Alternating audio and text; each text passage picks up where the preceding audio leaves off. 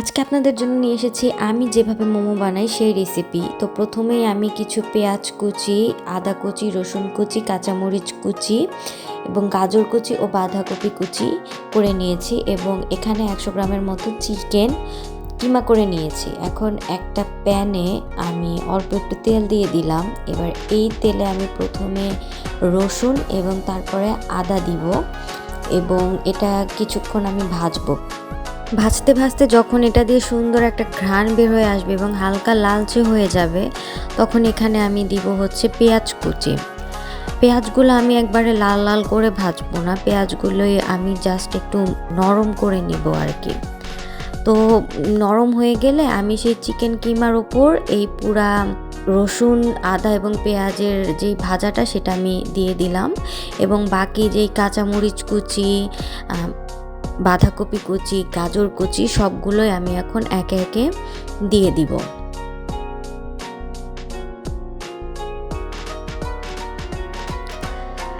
আমি এবার দিব একটু লবণ, তারপরে দিব একটু সয়া সস, পরিমাণ মতো সয়া সস দিব।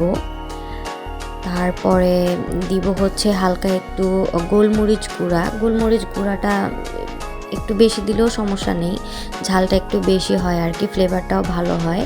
তারপরে এটা দিলাম হচ্ছে টেস্টিং সল্ট বা আজিনোমোটো।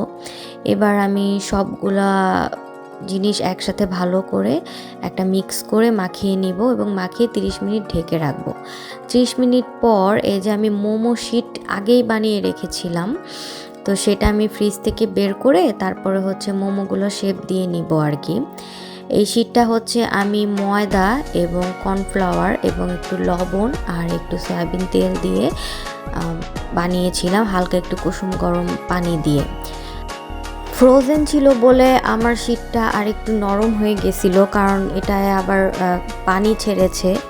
তো আপনারা যদি টাটকা টাটকা বানান তাহলে শিটটা আরও সুন্দর হবে এবং মোমোর শেপ দিতে সুবিধা হবে। আমার মানে এখন হচ্ছে শেপ দিতে একটু কষ্ট হচ্ছিল, তো আমি আসলে একটা মোমোর শেপ আপনাদেরকে দিয়ে দেখাচ্ছি যে কিভাবে আমি কুচিগুলা করতেছি। একটু ভালো করে দেখেন, খুব সহজ এবং দেখতে অনেক সুন্দর লাগে।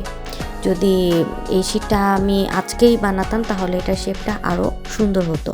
তো আমার সবগুলো মোমো বানানো শেষ হয়ে গেছে। তো এগুলাকে আমি এখন চুলায় দিয়ে দিব। চুলায় আমি স্টিমারে গরম পানি দিয়ে রেখেছিলাম আগেই, তো সেখানে আমি হচ্ছে বসিয়ে দিলাম। এটাকে আমি এখন হাই হিটে জাল করব প্রায় 20 মিনিটের মতো। তো 15 থেকে 20 মিনিট পরে মোমোগুলো এই যে এরকম রেডি হয়ে যাবে আর কি। খুব গরম ছিল, এ কারণে আমি আসলে তুলতে পারতেছিলাম না। তো আপনাদেরকে একটা মোমো আমি ভেঙে দেখাই। দেখছেন কি গরম, দেখেন ভিতরে কি সুন্দর চিকেন এবং ভেজিটেবলসগুলো সুসিদ্ধ হয়ে গেছে। এটাকে আমি হচ্ছে মিন্ট সসের সাথে খেয়েছি, খুবই মজাদার।